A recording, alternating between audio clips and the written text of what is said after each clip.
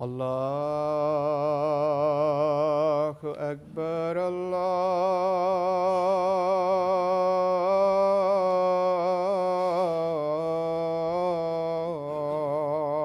الله أكبر الله أكبر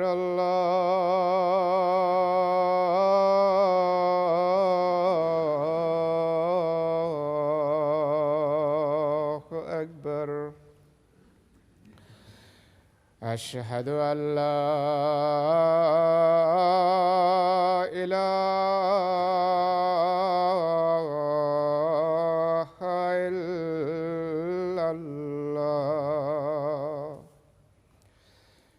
أشهد أن لا إله إلا الله. أشهد أن محمدًا رسول الله.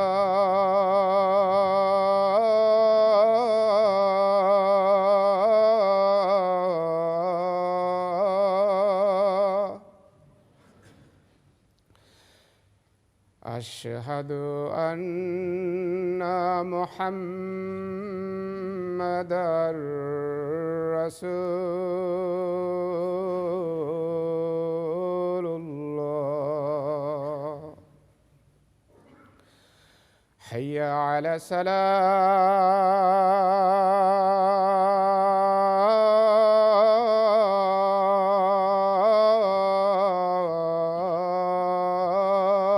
الصلاة.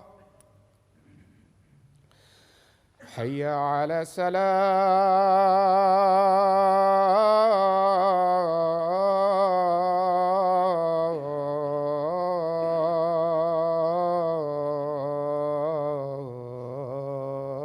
الصلاة. حي على الفلاح.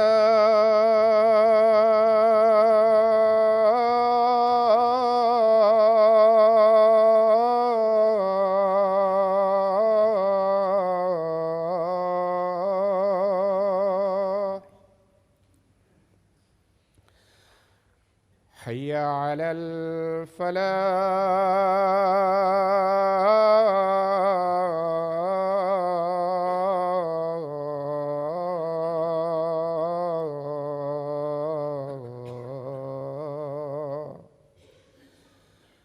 الله أكبر الله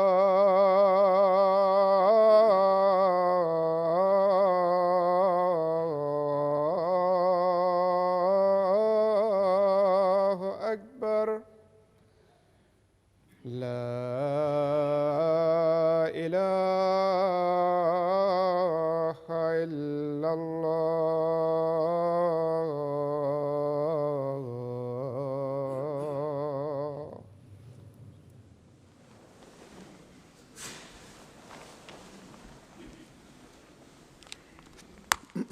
السلام عليكم ورحمة الله.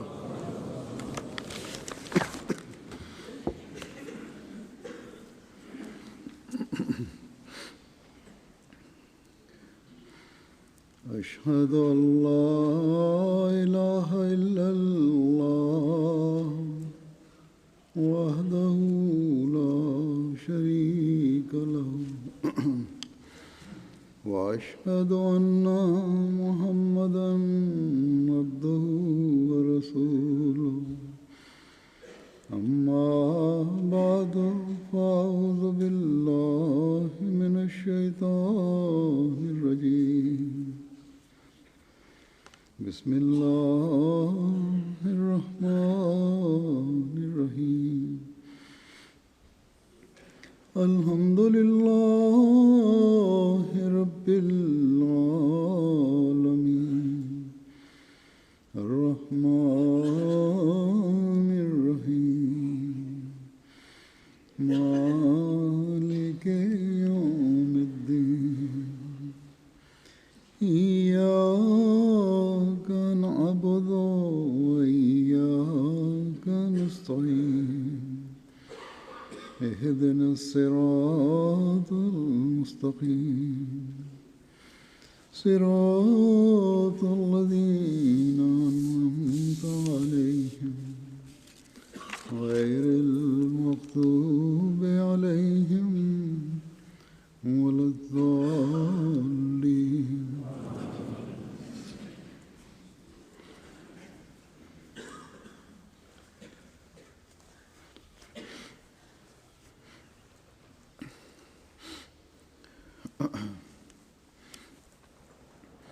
اللہ تعالیٰ نے قرآن کریم میں ہمیں جو احکامات دیے ہیں ان کو یاد رکھنا، ان کو دہراتے رہنا، انہیں دوسروں کو بھی یاد دلانا، جن لوگوں کو یاد دلانے کی ذمہ داری ہے مومنین کی جماعت کا کام ہے۔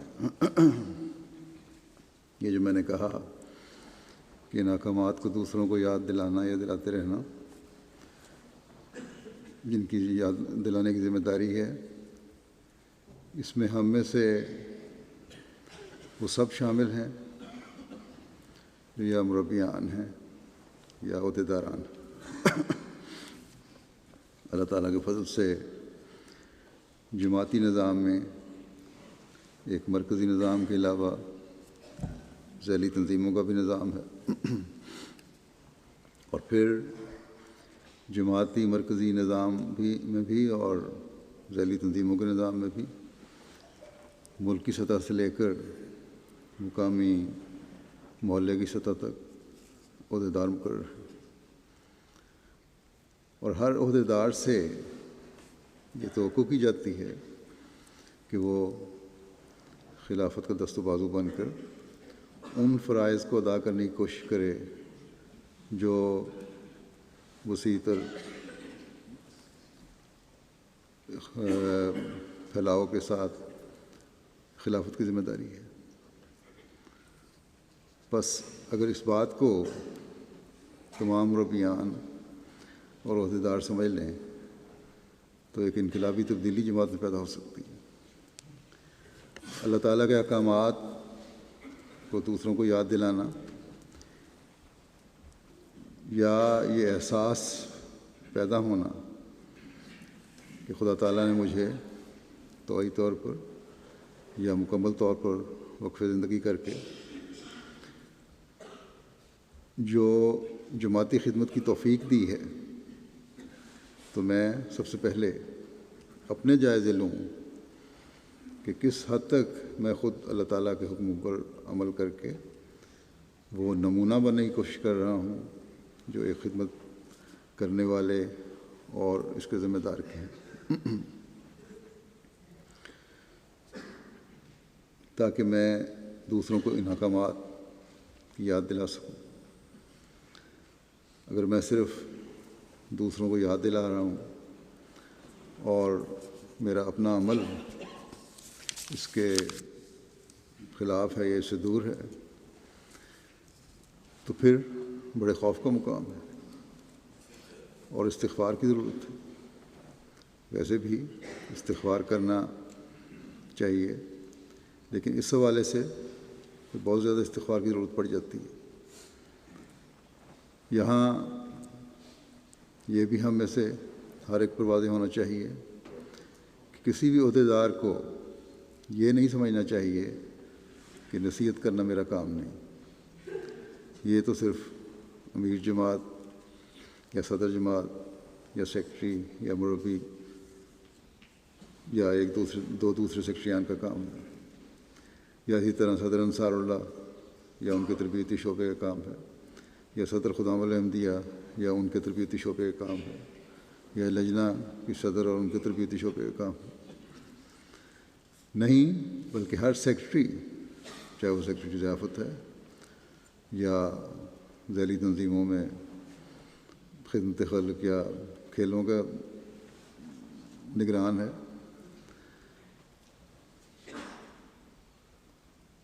کوئی بھی ہے، اس کا کام ہے کہ اپنے نمونے قائم کرے اگر وہ کسی بھی صورت میں خدمت انجام دے رہا ہے۔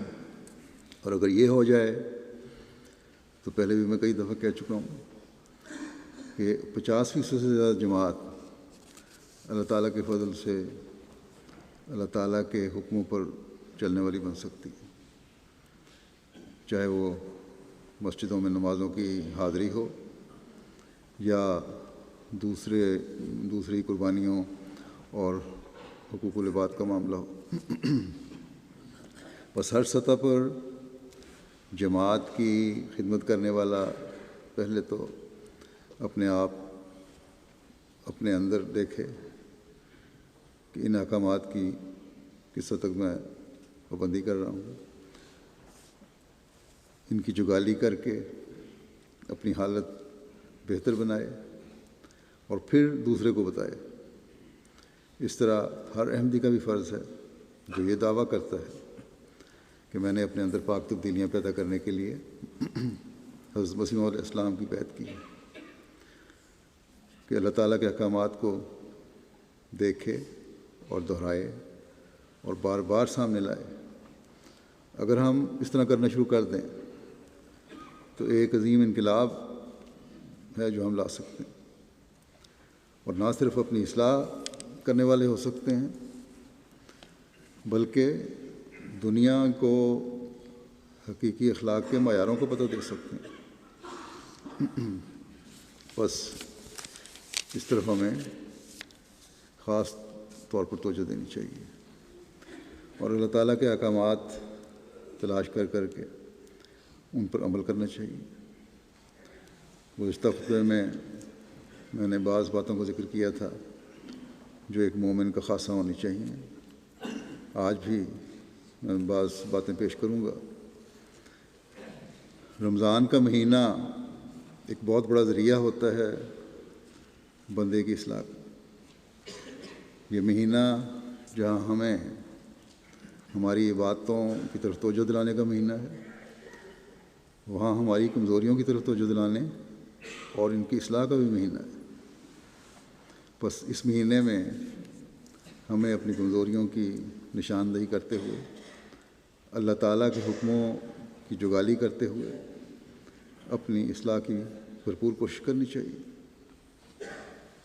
اگر ہم بھرپور طور پر اس کے لیے کوشش نہیں کر رہے تو رمضان کی سحریوں اور افطاریوں سے ہی استفادہ کر رہے ہوں گے، کوئی عملی اثر ہم پر نہیں ہو رہا ہوگا جو ہماری روحانی اور تربیتی معیاروں کو بلند کر رہا ہو۔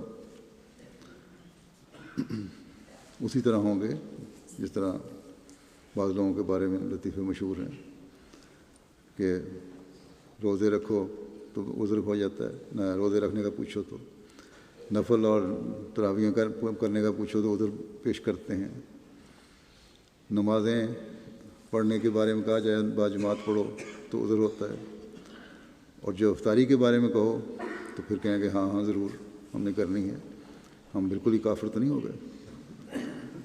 تو ایسے مومن نہیں بننا چاہیے ہمیں۔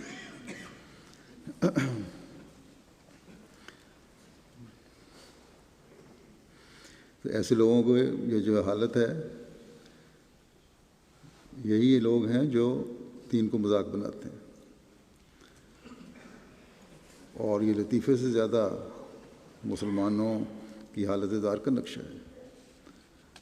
اللہ تعالیٰ اس پر رحم فرمائے۔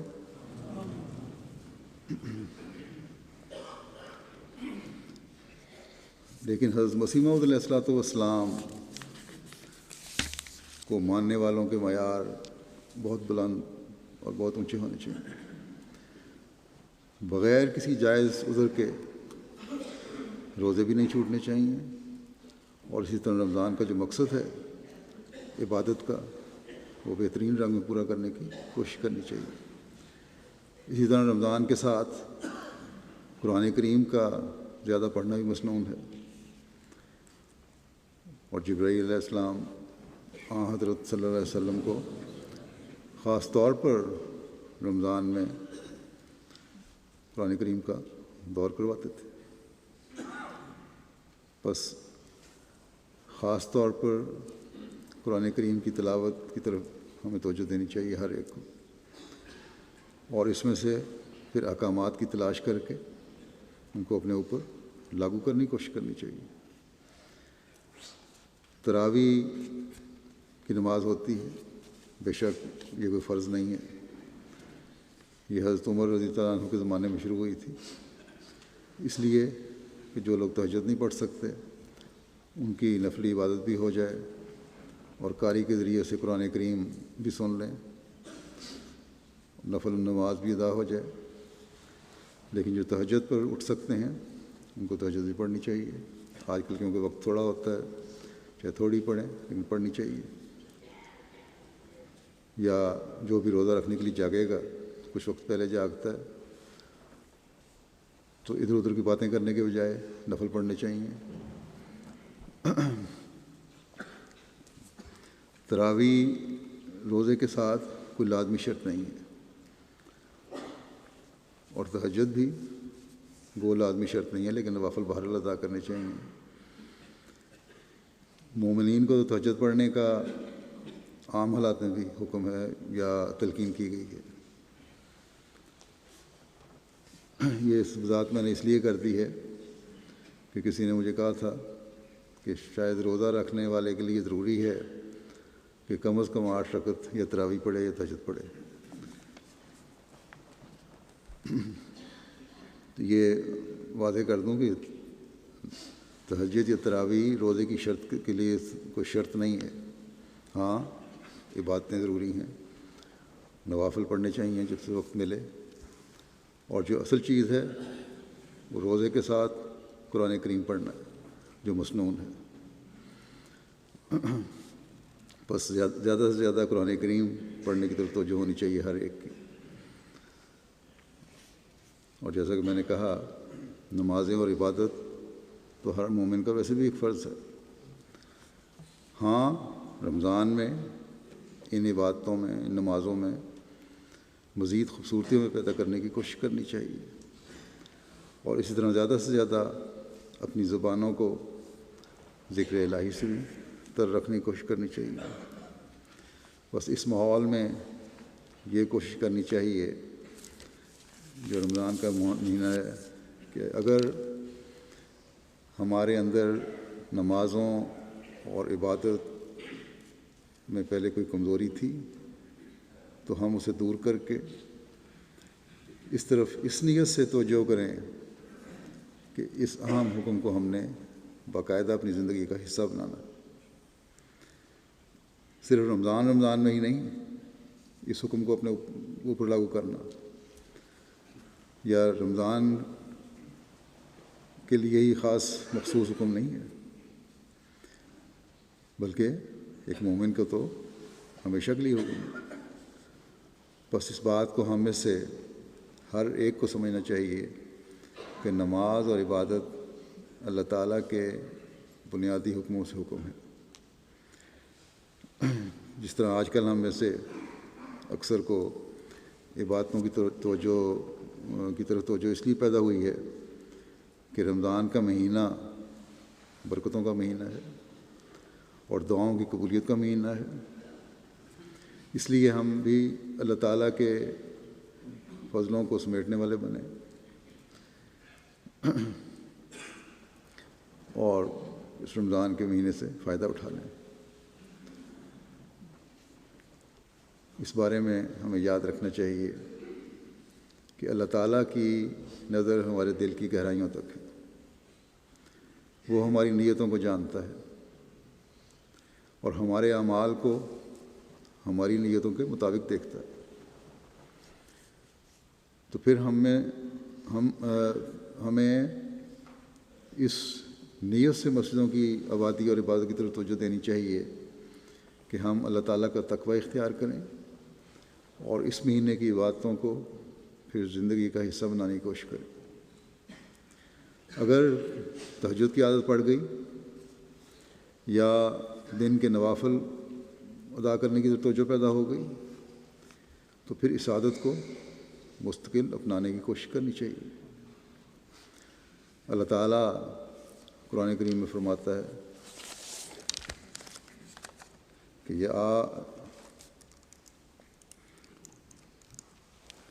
یا ایھا الناس اعبدوا ربکم الذی خلقکم والذین من قبلکم.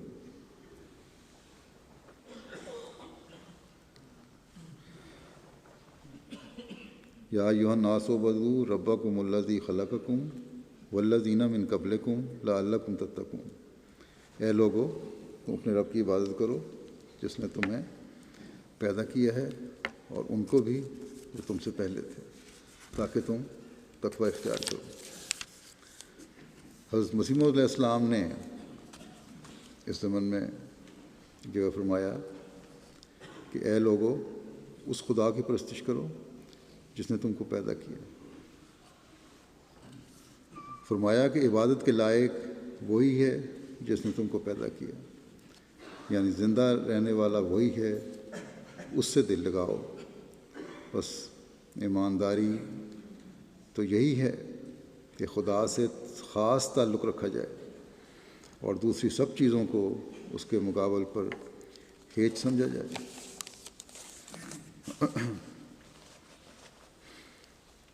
جہاں تک علمی اور اعتقادی سوچ کا تعلق ہے، ہم سب جانتے ہیں کہ خدا ہی ہے جس نے ہمیں پیدا کیا.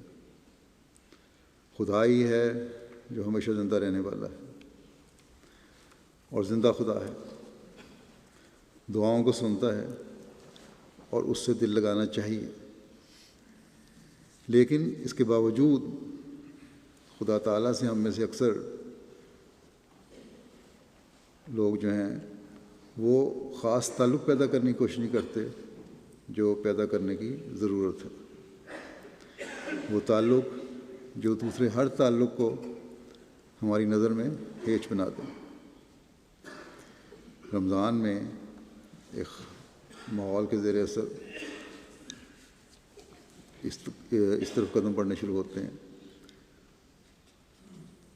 اور پھر رمضان کے بعد اکثر کے ساتھ ایسا ہوتا ہے کہ آہستہ آہستہ ہوتے ہوتے یہ قدم پھر بالکل رک جاتے ہیں. بس اپنے عمل سے ہمیں یہ ثابت کرنے کی کوشش کرنی چاہیے کہ خدا تعالیٰ کے علاوہ ہر چیز ہیچ ہے، اور اس بات کو سمجھنے کے لیے دلوں کا تقویٰ پیدا کرنا ضروری ہے.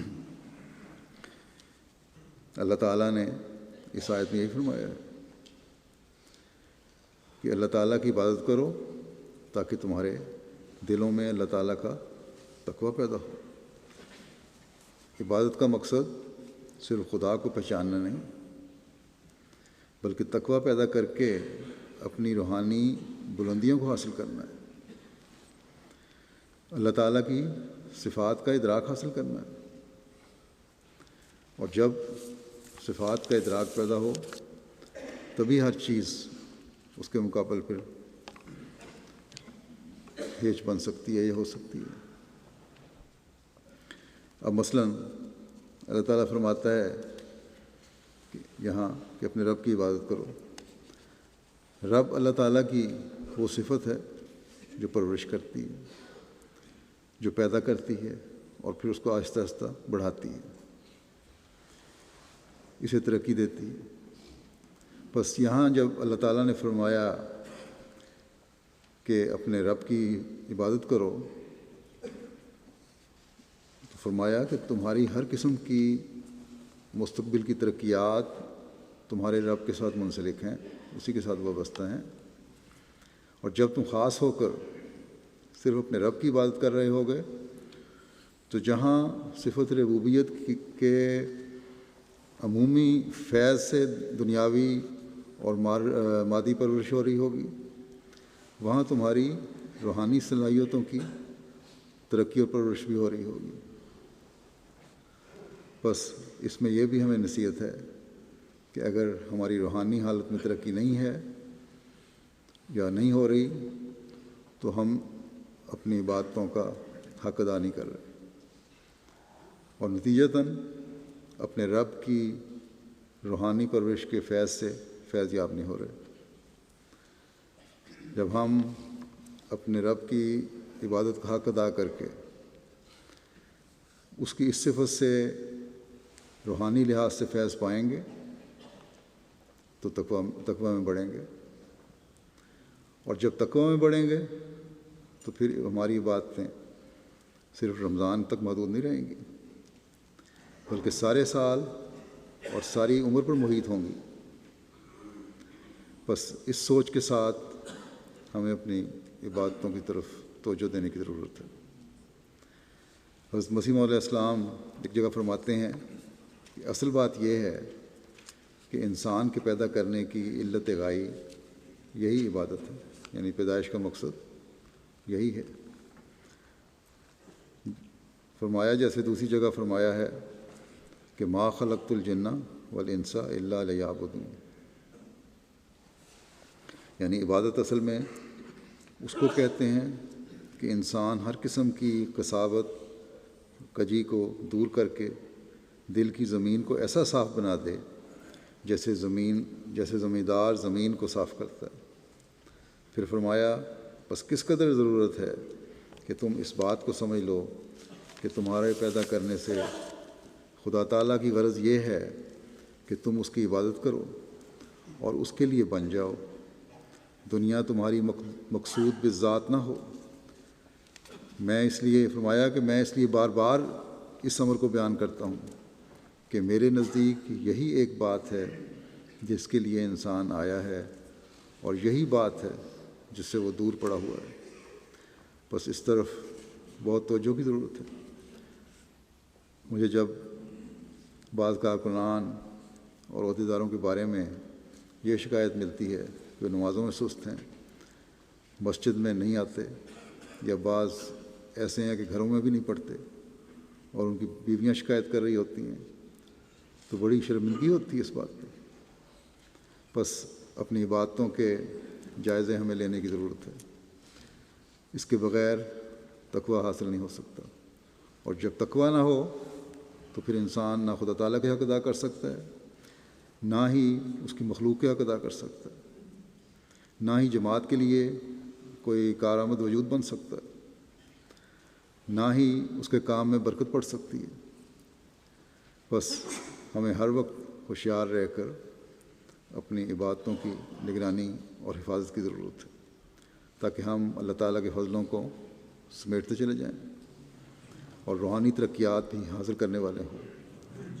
پھر اللہ تعالیٰ کا ہمیں ایک حکم ہے کہ فرمایا کہ یا ایھا الذین آمنوا لا تخونوا اللہ والرسول وتخونوا اماناتکم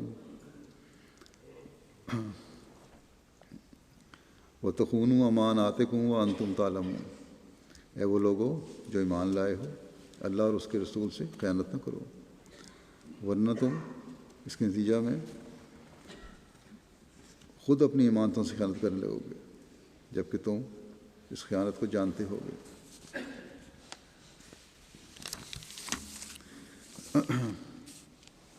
بس یہ بہت توجہ طلب اور اہم حکم ہے۔ خیانت صرف بڑی باتوں یا بڑے کاموں میں ہی نہیں ہوتی، بلکہ چھوٹی چھوٹی باتوں اور کاموں سے لے کر بڑی بڑی باتوں اور کاموں سب پر حاوی ہے۔ حضرت مسیح موعود علیہ السلام جو ایک پاک جماعت کے قیام کے لیے آئے تھے، آپ نے اپنی شرائط بیعت میں خاص طور پر خیانت نہ کرنے اور اس سے بچنے کا دوسری شرط میں عہد لیا ہے ہم سے۔ ہر برائی چاہے وہ چھوٹی ہو یا بڑی، یہ برائی ہے، لیکن بعض برائیاں ایسی ہیں جو دوسری برائیوں کو بھی جنم دیتی چلی جاتی ہیں، اور خیانت بھی ان میں سے ایسی ایک برائی ہے۔ اللہ تعالیٰ فرماتا ہے کہ خیانت کی عادت پھر اپنی ایمانتوں اور فرائض کی ادائیگی سے بھی خیانت کرواتی ہے۔ بس اللہ تعالیٰ فرماتا ہے کہ خائن نہ ہی اللہ تعالیٰ اور اس کے رسول کے حقوق ادا کرنے والا ہو سکتا ہے، نہ ہی بندوں کے حقوق ادا کرنے والا۔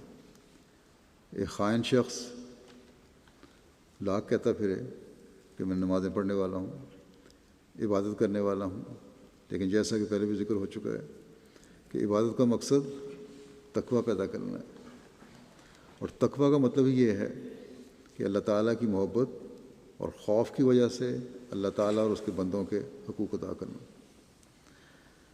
حقوق کی ادائیگی میں خیانت جو ہے وہ تقویٰ سے دور لے جاتی ہے۔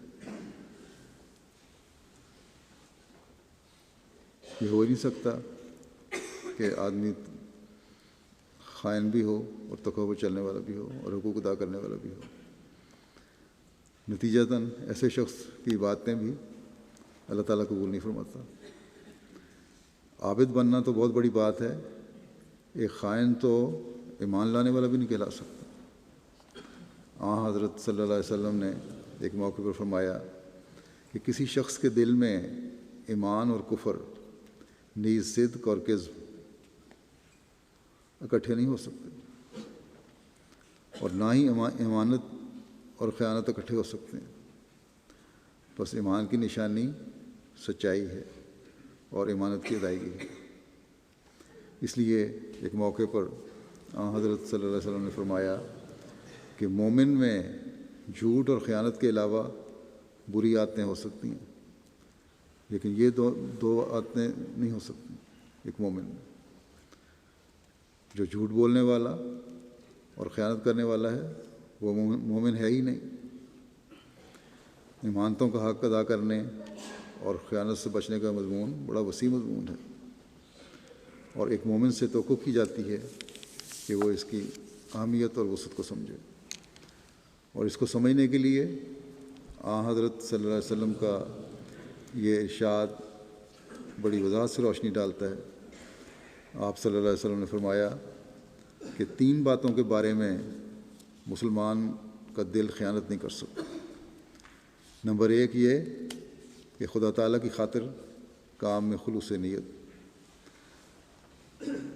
دوسرا یہ کہ ہر مسلمان کے لیے خیر خواہی۔ تیسرا یہ کہ جماعت کے ساتھ مل کر رہنا۔ بس اس میں اللہ تعالیٰ کا حق بھی ہے، بندوں کے حق بھی ہیں، اور جماعت سے وفا کا حق بھی ہے۔ یہ تینوں چیزیں شامل ہیں۔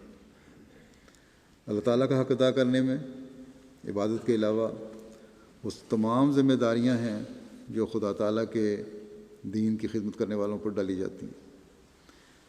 جو عہدیداروں کے سپرد ان کی امانتیں کی گئی ہیں، اپنی ان امانتوں کا حق ادا کرنے کا جائزہ اگر ہر انسان خود لے، ہر خدمت کرنے والا خود لے، اور خدا تعالیٰ کا تقویٰ سامنے رکھتے ہوئے یہ جائزہ لے، تو پھر خود ہی اندازہ ہو جائے گا کہ کس حد تک اس امانت کا وہ حق ادا کر رہا ہے جو اس کے سپرد کی گئی ہے۔ پھر یہ بھی اللہ تعالیٰ کے رسول نے فرمایا کہ اگر تم اپنے بھائیوں کے حقوق ادا نہیں کر رہے تو یہ بھی خیانت ہے۔ تمہاری زبان اور ہاتھ سے دوسروں کو تکلیف پہنچ رہی ہے تو ایک مسلمان ہونے کی وجہ سے تمہاری جو ذمہ داری ہے اس کا حق تم ادا نہیں کر رہے، اور حق نہ ادا کر کے خیانت کے مرتکب ہو رہے ہو۔ بلکہ ایک روایت میں تو یہاں تک ہے کہ ایک مسلمان کے لیے ضروری ہے کہ اس کے ہاتھ اور زبان سے دوسرے انسان بھی محفوظ رہیں۔ بس ہر انسان کے حقوق کی ادائیگی ایک مسلمان پر فرض ہے، اور اس حق کی ادائیگی نہ کرنا اسے خائن بنا دیتا ہے۔ پھر ایک احمدی کے لیے جماعتی نظام کی پابندی ہے اور اپنے عہد بیت کو نبھانا ضروری ہے۔ جماعت کا ہر فرد اپنے اپنے اجتماعوں میں یہ عہد دہراتا ہے کہ وہ نظام جماعت کا پابند رہے گا۔ بس یہ عہد بھی ایک امانت ہے اور اس کا ادا کرنا ضروری ہے۔ اپنی تمام تر صلاحیتوں کے ساتھ اسے پورا کرنا ضروری ہے۔ خلافت سے وابستگی اور اطاعت یہ بھی ضروری ہے، عہد میں دہرائی جاتی ہے۔ امانتوں کے حق ادا کرنے میں یہ بھی یاد رکھنا چاہیے،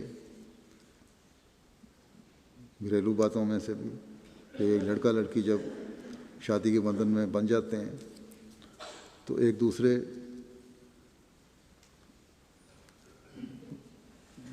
کے لیے ایک دوسرے پر ان کے کچھ حقوق ہیں، اور ان حقوق کی ادائیگی ایک امانت ہے، اور ان میں خاوند کے ذمہ جو امانت ہے اس میں مثلاً اس کو عورت کا حق مہر ہے جو اسے ادا کرنا چاہیے۔ بہت سارے معاملات آتے ہیں، کوشش یہی ہوتی ہے جب جھگڑے پڑ جائیں کہ حق مہر ادا نہ کیے جائیں۔ حضرت صلی اللہ علیہ وسلم نے اس بارے میں یہاں تک فرمایا ہے کہ جس نے کسی عورت سے شادی کے لیے مہر مقرر کیا اور نیت یہ کی کہ وہ اسے نہیں دے گا تو وہ زانی ہے، اور جس نے کسی سے قرض اس نیت سے لیا کہ وہ اسے ادا نہیں کرے گا تو وہ چور ہے۔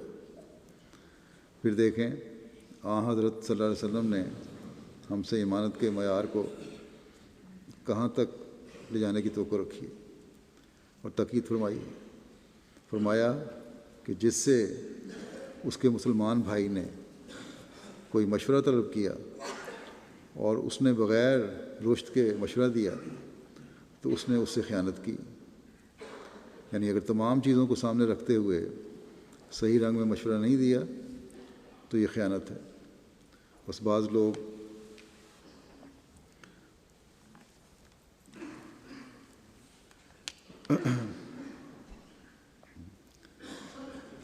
ایسے ہوتے ہیں جو دوسرے جب ان پر اعتبار کرتے ہیں، ان سے مشورہ طلب کرتے ہیں تو ان کو صحیح مشورے نہیں دیتے۔ تو امانت کا حق تو یہ ہے کہ اگر واضح طور پر علم نہیں کسی بات کا تو معذرت کر لیں، اور اگر کسی بہتر مشورہ دینے والے کا پتہ ہو تو اس کا پتہ بتا دیا جائے، اس سے رہنمائی کر دی جائے۔ بعض وکلاء میں نے دیکھے ہیں یہاں شائلوں پر آنے والے لوگوں کو غلط مشورے دیتے ہیں یا پوری دلچسپی سے مشورے نہیں دیتے، اپنی فیس پوری لے رہے ہوتے ہیں۔ وہ ان لوگوں میں شمار ہوتے ہیں جو خیانت کے مرتکب ہو رہے ہیں۔ اسی طرح دوسرے معاملات بھی ہیں۔ بس ایسے لوگوں کو خیال رکھنا چاہیے کہ ایک شخص جب اعتبار کر کے آپ کے پاس آتا ہے تو اس کی صحیح رہنمائی کریں، ورنہ اللہ تعالیٰ کے رسول کے فیصلہ کے مطابق وہ خیانت کے مرتکب ہو رہے ہیں۔ بس بہت احتیاط کی ضرورت ہے ان معاملات میں۔ حضرت مسیح موعود علیہ السلام ہم میں امانت کی ادائیگی اور خیانت سے بچنے کے کیا معیار دیکھنا چاہتے ہیں۔ آپ نے ایک جگہ فرمایا کہ جو شخص بد نظری سے اور خیانت سے، رشوت سے اور ہر ایک ناجائز تصرف سے توبہ نہیں کرتا وہ میری جماعت میں سے نہیں ہے۔ فرمایا ہر ایک مرد جو بیوی سے یا بیوی خاوند سے خیانت سے پیش آتی ہے وہ میری جماعت میں سے نہیں ہے۔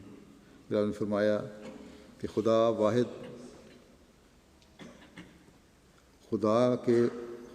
خدا کے واحد ماننے کے ساتھ یہ لازم ہے کہ اس کی مخلوق کی حق تلفی نہ کی جاوے۔ جو شخص اپنے بھائی کا حق تلف کرتا ہے اور اس کی خیانت کرتا ہے وہ لا الہ الا اللہ کا قائل نہیں۔ پھر آپ نے فرمایا کہ خدا تعالیٰ نے قرآن شریف میں تقوی کو لباس کے نام سے موسوم کیا ہے، چنانچہ لباس التقوی قرآن شریف کا لفظ ہے۔ یہ اس بات کی طرف اشارہ ہے کہ روحانی خوبصورتی اور روحانی زینت تقوی سے ہی پیدا ہوتی ہے، اور تقوی یہ ہے کہ انسان خدا کی تمام امانتوں اور ایمانی عہدوں اور ایسا ہی مخلوق کی تمام امانتوں اور عہد کی حد الوسع رعایت رکھے، یعنی ان کے دقیق در دقیق پہلوؤں پر تاب مقدور کار بند ہو جائے۔ پس امانتوں کے دقیق اور باریک پہلو تلاش کر کے ان پر عمل کرنا ہمیں امانت کی ادائیگی کرنے والا بناتا ہے، جس کے لیے ہمیں کوشش کرنی چاہیے۔ تمام حقوق جو ہمارے ذمے ہیں یہ ایک امانت ہے، تمام فرائض جو ہمارے ذمے لگائے گئے ہیں یہ ایک امانت ہے، اور ان کی ادائیگی ہم پر فرض ہے، اور یہ فرض ادا کرنا ضروری ہے اگر ہم چاہتے ہیں کہ ہم اللہ تعالیٰ کے فضلوں کے وارث بنیں۔ بس ہم میں سے ہر ایک کو اس پر بہت غور کرنے کی ضرورت ہے۔ پھر ایک اور اللہ تعالیٰ کا حکم آج بیان کرنے کے لیے میں نے لیا ہے، جو معاشرے کے حسن اور خوبصورتی کو نکھارنے والا ہے۔ اللہ تعالیٰ قرآن شریف میں فرماتا ہے کہ الذین ينفقون فی السراء والضراء والکاظمین الغیظ والعافین عن الناس واللہ یحب المحسنین، یعنی وہ لوگ جو آسائش میں بھی اور خرچ کرتے ہیں، آسائش میں بھی خرچ کرتے ہیں اور تنگی میں بھی، اور غصہ دبا جانے والے اور لوگوں سے درگزر کرنے والے ہیں، اور اللہ احسان کرنے والوں سے محبت کرتا ہے۔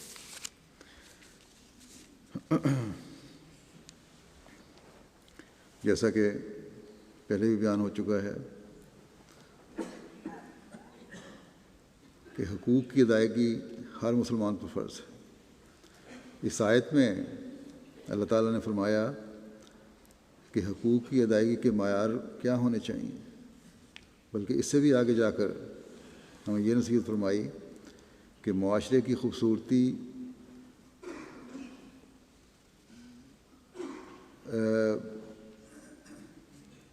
حقوق کی ادائیگی سے بھی آگے جا کر قربانی سے پیدا ہوتی ہے۔ صرف حق نہیں ادا کرنے بلکہ حق ادا کرنے کے لیے قربانی بھی کرنی پڑتی ہے بعض دفعہ۔ جس معاشرے میں ہر انسان نہ صرف ایک دوسرے کے حق ادا کر رہا ہو بلکہ قربانی کر کے حق ادا کرنے کی کوشش کر رہا ہو، وہ معاشرہ حقیقی طور پر اس معیار تک پہنچتا ہے جسے ہم کہہ سکتے ہیں کہ جنت نظیر معاشرہ ہے۔ اس کا نظارہ ہمیں حضرت صلی اللہ علیہ وسلم کے صحابہ میں نظر آتا ہے، جس کے بارے میں خدا تعالیٰ نے بھی فرمایا کہ وَيُؤْثِرُونَ عَلَىٰ أَنفُسِهِمْ وَلَوْ كَانَ بِهِمْ خَصَاصَةٌ، اور باوجود غریب ہونے کے دوسروں کو اپنے پر ترجیح دیتے تھے۔ بس جب ایسی سوچ اور ایسے عمل ہوتے ہیں تو پھر قربانیوں کی روح پیدا ہوتی ہے۔ اپنے نفس کے جذبات کو بھی انسان دباتا ہے، دوسروں کے لیے بھلائی چاہتا ہے اور احسان کا سلوک بھی کرتا ہے۔ اس کردار کی عظمت کی اعلیٰ ترین مثال تو ہمیں حضرت صلی اللہ علیہ وسلم کے اسوے میں نظر آتی ہے، جب ہم دیکھتے ہیں کہ آپ نے اپنی بیٹی کے قاتل کو بھی معاف فرما دیا، اور بے شمار مثالیں ہیں۔ اور پھر غصہ کو دبانے اور اعلیٰ اخلاق دکھانے کی آپ نے اپنے صحابہ کو کس طرح تلقین فرمائی، تربیت کی۔ مشہور روایت ہے کہ ایک شخص نے حضرت ابوبکر رضی اللہ عنہ کو حضرت صلی اللہ علیہ وسلم کی موجودگی میں برا بھلا کہنا شروع کر دیا۔ حضرت ابوبکر رضی اللہ عنہ خاموش رہے، اور حضرت صلی اللہ علیہ وسلم وہاں بیٹھے ہوئے تھے، اس شخص کی باتیں سن کر مسکراتے رہے۔ جب اس شخص کی زیادتی کی انتہا ہو گئی تو حضرت ابوبکر نے اس کے کچھ باتوں کا کچھ سختی سے جواب دیا۔ اس پر حضرت صلی اللہ علیہ وسلم کے چہرہ مبارک پر ناگواری کے آثار آئے اور آپ وہاں سے اٹھ کر چلے گئے۔ اور بعد میں حضرت ابوبکر حضرت صلی اللہ علیہ وسلم کی خدمت میں حاضر ہوئے اور عرض کیا کہ وہ شخص آپ کی موجودگی میں مجھے برا بھلا کہہ رہا تھا اور آپ بیٹھے رہے، اور جب میں نے اس کی کچھ باتوں کا جواب دیا تو آپ غصے میں وہاں سے تشریف لے گئے۔ اس پر حضرت صلی اللہ علیہ وسلم نے فرمایا کہ وہ گالی دے رہا تھا، تم خاموش تھے، تو خدا تعالیٰ کا ایک فرشتہ تمہاری طرف سے جواب دے رہا تھا، لیکن جب تم نے الٹ کر جواب دیا تو فرشتہ چلا گیا اور شیطان آ گیا۔ اور ظاہر ہے کہ اس کے بعد پھر حضرت صلی اللہ علیہ وسلم کا وہاں بیٹھنے کا کوئی جواز نہیں تھا۔ بس حضرت صلی اللہ علیہ وسلم نے اس طرح صحابہ کی تربیت فرمائی کہ ان کے جائز غصوں کو بھی عفو میں بدل دیا، بلکہ ان کو احسان کرنے کے اسلوب سکھائے۔ حضرت صلی اللہ علیہ وسلم کی اپنی حالت کے بارے میں حضرت عائشہ رضی اللہ عنہا بیان فرماتی ہیں کہ آپ صلی اللہ علیہ وسلم نے کبھی بھی اپنی ذات کی خاطر اپنے اوپر ہونے والی کسی زیادتی کا انتقام نہیں لیا۔ حضرت مسیح موعود علیہ السلام فرماتے ہیں کہ خدا کے مقربوں کو بڑی بڑی گالیاں دی گئیں، بہت بری طرح ستایا گیا، مگر ان کو عارض عن الجاہلین کا ہی خطاب ہوا۔ خود اس انسان کامل ہمارے نبی صلی اللہ علیہ وسلم کو بہت بری تکلیفیں دی گئیں اور گالیاں بد زبانی اور شوخیاں کی گئیں، مگر اس خلق مجسم ذات نے اس کے مقابلے میں کیا کیا؟ ان کے لیے دعا کی، اور چونکہ اللہ تعالیٰ نے وعدہ کر لیا تھا کہ جاہلوں سے اعراض کرے گا تو تیری عزت اور جان کو ہم سلامت رکھیں گے، اور یہ بازاری آدمی اس پر حملہ نہ کر سکیں گے۔ چنانچہ ایسا ہی ہوا کہ حضور صلی اللہ علیہ وسلم کے مخالف آپ کی عزت پر حرف نہ لا سکے، اور خود ہی ذلیل و خوار ہو کر آپ کے قدموں پر گرے یا سامنے تباہ ہو گئے۔ حضرت صلی اللہ علیہ وسلم کے اس غلام صادق کا اپنا نمونہ کیا ہے، اس کی ایک مثال پیش کرتا ہوں۔ جب ڈاکٹر مارٹن کلارک کے اقدام قتل والے مقدمے میں مولوی محمد حسین بٹالوی عیسائیوں کی طرف سے گواہ کے طور پر پیش ہوئے، اس وقت حضرت مسیح موعود علیہ السلام کے وکیل مولوی فضل الدین صاحب، جو ایک غیر احمدی لیکن شریف الطبع انسان تھے، وہ مولوی محمد حسین کی شہادت کو کمزور کرنے کے لیے عدالت میں ان سے، یعنی مولوی صاحب سے، بعض ایسے سوال کرنے لگے جو ان کے حسب نسب کے بارے میں طعن آمیز تھے۔ اس پر حضرت مسیح علیہ السلام نے اپنے وکیل کو فوری روک دیا کہ میں مولوی صاحب پر ایسے سوال کرنے کی آپ کو اجازت نہیں دیتا، اور یہ فرماتے ہوئے آپ نے اپنا ہاتھ فوری طور پر مولوی فضل الدین صاحب وکیل کے منہ پر رکھ دیا۔ تو یہ ہے وہ اعلیٰ خلق کہ اپنے آپ کو خطرے میں ڈال کر اپنے جانی دشمن کی عزت و آبرو کی حفاظت آپ نے فرمائی۔ مولوی فضل الدین صاحب ہمیشہ اس واقعے کا تذکرہ کیا کرتے تھے کہ مرزا صاحب عجیب اخلاق کے مالک ہیں، عجیب اخلاق کے انسان ہیں کہ ایک شخص ان کی عزت بلکہ جان پر حملہ کرتا ہے، اور اس پر اس کی شہادت کو کمزور کرنے کے لیے بعض سوال کیے جاتے ہیں تو آپ فوراً روک دیتے ہیں کہ میں ایسے سوال کی اجازت نہیں دیتا۔ تو یہ ہے وہ مقام جو غیظ کو گھٹانے اور بلکہ احسان کی بھی مثال ہے، جو اس زمانے میں حضرت صلی اللہ علیہ وسلم کے غلام صادق کی سیرت میں ہمیں نظر آتا ہے۔ حضرت مسیح موعود علیہ السلام ایک جگہ فرماتے ہیں کہ والکاظمین الغیظ والعافین عن الناس سے واللہ یحب المحسنین، یعنی مومن وہی ہے جو غصہ کو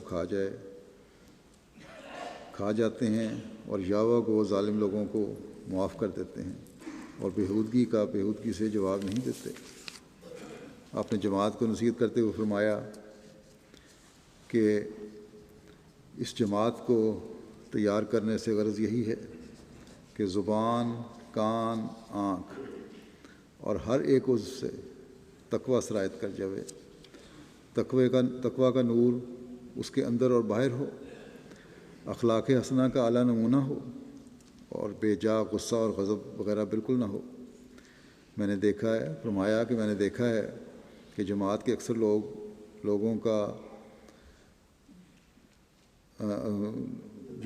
لوگوں میں غصے کا نقص اب تک موجود ہے۔ تھوڑی تھوڑی سی بات پر کینہ اور بغض پیدا ہو جاتا ہے اور آپس میں لڑ جھگڑ پڑتے ہیں۔ ایسے لوگوں کا جماعت میں سے کچھ حصہ نہیں ہوتا، اور میں نہیں سمجھ سکتا کہ اس میں کیا دقت پیش آتی ہے کہ اگر کوئی گالی دے تو دوسرا چپ کر رہے اور اس کا جواب نہ دے۔ ہر ایک جماعت کی اصلاح اول اخلاق سے شروع ہوا کرتی ہے۔ چاہیے کہ ابتدا میں صبر سے تربیت میں ترقی کرے، اور سب سے عمدہ ترکیب یہ ہے کہ اگر کوئی بدگوئی کرے اس کے لیے درد دل سے دعا کرے کہ اللہ تعالیٰ اس کی اصلاح کر دے، اور دل میں کینے کو ہرگز نہ بڑھاوے۔ جیسے دنیا کے قانون ہیں ویسے خدا کا بھی قانون ہے۔ جب دنیا اپنے قانون کو نہیں چھوڑتی تو اللہ تعالیٰ اپنے قانون کو کیسے چھوڑے؟ بس جب تک تبدیلی نہیں ہوگی تب تک تمہاری قدر اس کے نزدیک کچھ نہیں۔ خدا تعالیٰ ہرگز پسند نہیں کرتا کہ حلم اور صبر اور عفو جو کہ عمدہ صفات ہیں ان کی جگہ درندگی ہو۔ اگر تم ان صفات حسنہ میں ترقی کرو گے تو بہت جلدی خدا تک پہنچ جاؤ گے۔ اللہ تعالیٰ ہمیں اس رمضان میں جہاں اپنی عبادتوں کے معیار بڑھانے اور انہیں مستقل رکھنے کی توفیق عطا فرمائے، وہاں ہمارے دوسرے اخلاق اور حقوق کی ادائیگی کے معیار بھی قائم کرنے اور انہیں مستقل کرنے کی توفیق عطا فرمائے۔ اور جیسا کہ میں نے کہا، ہمارے جو کسی بھی رنگ میں جماعت پہ کام کرنے والے ہیں ان کو سب سے پہلے اپنے نمونے پیش کرنے چاہیے، گھروں میں بھی اور باہر بھی۔ دعاؤں کی طرف میں دوبارہ توجہ دلاتا ہوں۔ جماعت پہلے خطبہ جو تھا رمضان کا اس میں بھی کہا تھا، مختصراً دوبارہ کہہ دوں کہ جماعت کی ترقی اور دشمنوں کے خطرناک منصوبوں سے بچنے کے لیے بہت دعائیں کریں آج کل، اور غلبہ اسلام کے لیے بھی بہت دعا کریں۔ جہاں اپنے لیے دعا کر رہے ہوں گے اللہ تعالیٰ ہمیں سب کو اس کی توفیق عطا فرمائے۔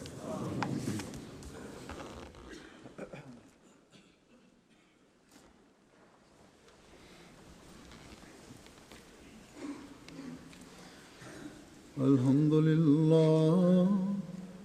للہ نحمدہ ونستعینہ ونستغفرہ ونؤمن بہ ونتوکل علیہ ونعوذ باللہ من شرور انفسنا ومن سیئات اعمالنا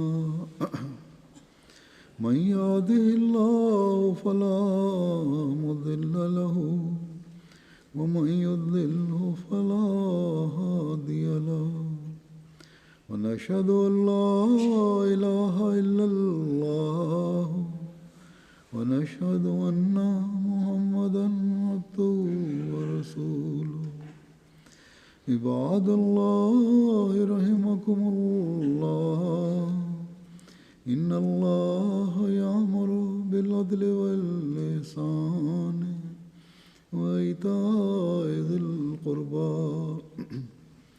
وينهى عن الفحشاء والمنكر والبغي يعظكم لعلكم تذكرون اذكروا الله يذكركم وادعوه يستجب لكم ولذكر الله أكبر۔